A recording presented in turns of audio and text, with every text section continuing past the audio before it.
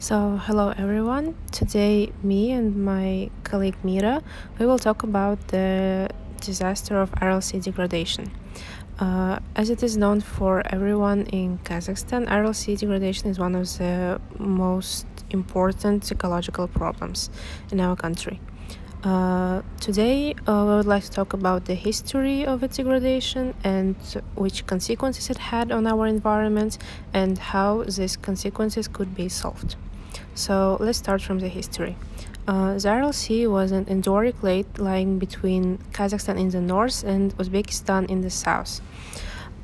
It formerly was the fourth largest lake in the world, with the surface about 68,000 square kilometers.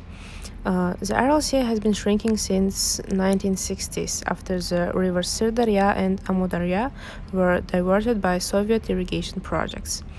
In 1997, it has shrinked even to the 10% of its original size.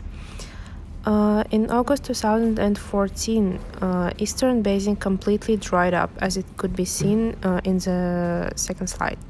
And now this Eastern Basin is called Aral Desert. And because of the level sea decline, the salinity of the sea started rapidly increasing, which led to the major ecological consequences. Those ecological consequences affected not only the floral part but also the fauna, because number of fish species decreased from 32 to 6 as a result of an increase of salinity of water, and the number of bird species decreased from 319 to 160, and number of mammal species declined from 70 to 32. Here we can use the principle of environmental unity, where everything affects everything. As people affected the sea and it became very salty, it resulted into the damaged ecosystem, which has in its turn changed the climate near the sea. It changed in that way that summer became hotter and winter became colder, and moreover the humidity level also decreased. As we're talking about the consequences, one of the most major is also the spread of toxic chemicals. The retreating sea left behind 54,000 kilometers squared of dry sea basin, covered with salt and in some places with sediments from pesticides and other harmful chemicals, which were once washed away from local fields.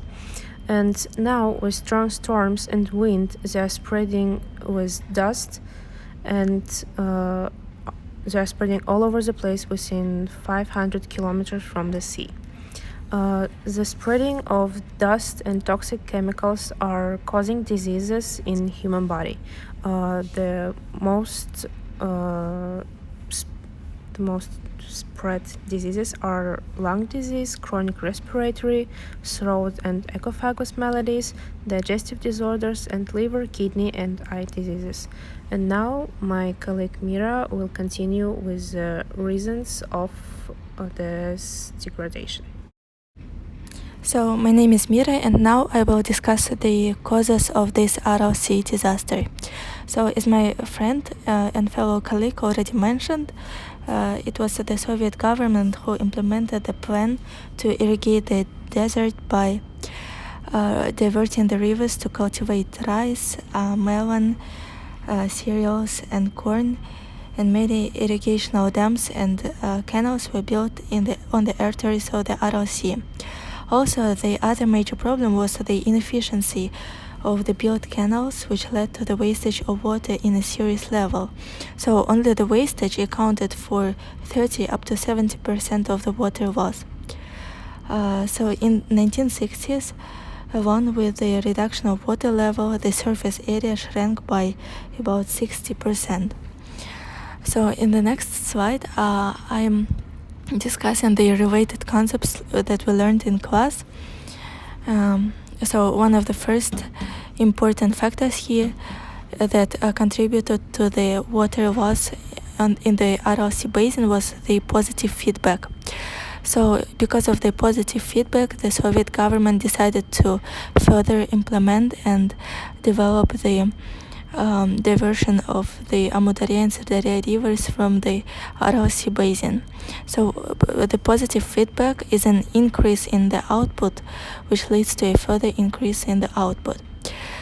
So the diversion of the Amudarya and Sirdarya rivers led to the increase in the output of the rice, melon, cotton, and other cereals production. The next important concept that we learned in class was the uniformitarianism.